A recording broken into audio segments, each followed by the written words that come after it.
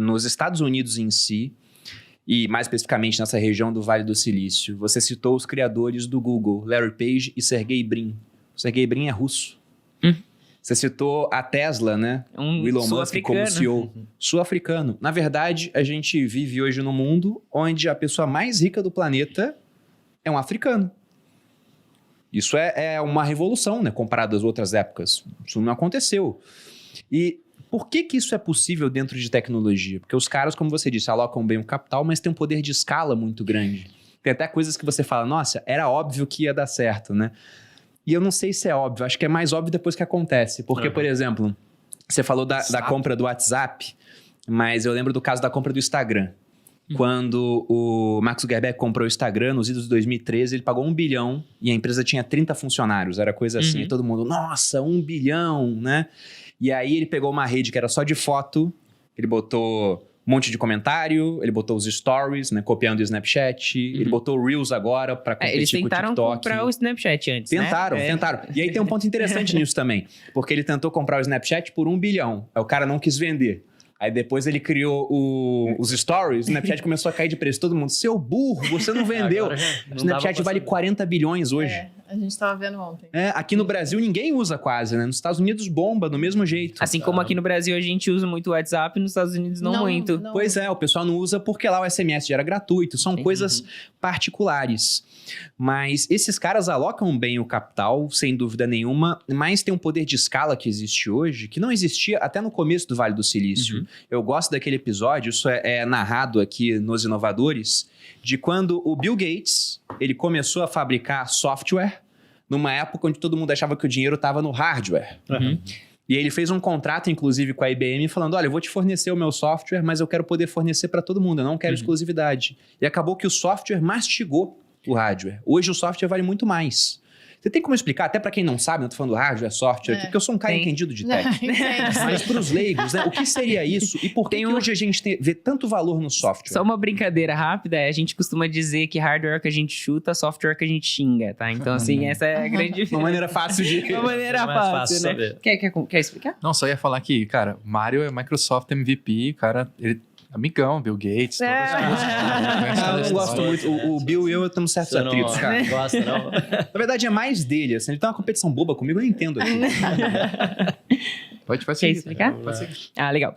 Vamos lá, então, como que eu posso explicar? O hardware, em geral, é aquilo que a gente enxerga, né? São os elementos computacionais, os aparelhos. Então, por exemplo, se você vê um computador, isso aqui é um hardware, né? O que permite com que a gente faça com que esteja rodando ali embaixo programas dos quais a gente que vai fazer com que interprete isso para a linguagem binária.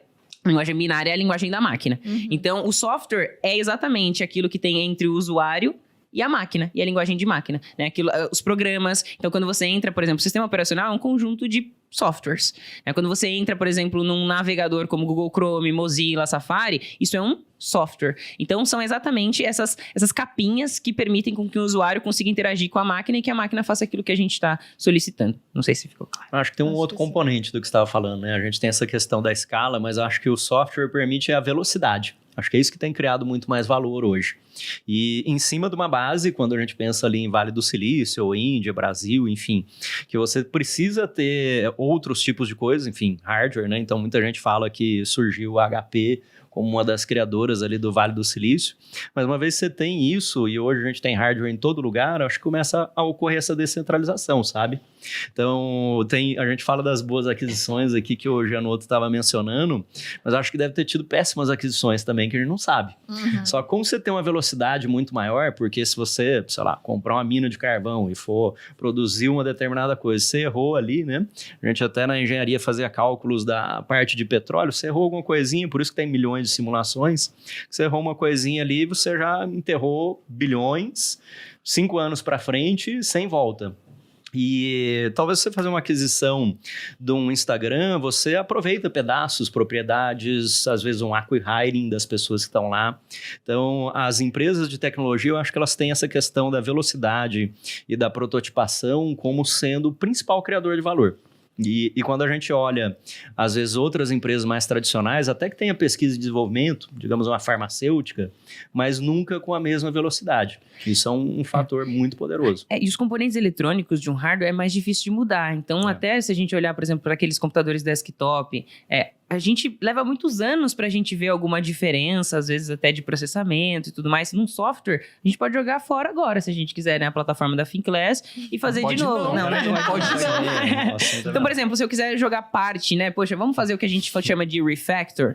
Então, a gente, sei lá, fez correndo a Finclass e a gente colocou no ar porque tinha um prazo de mercado, tinha um timing de mercado, e aí agora a gente percebe que temos débitos técnicos, ou seja, coisas que foram feitas de um jeito 50 ia ser melhor.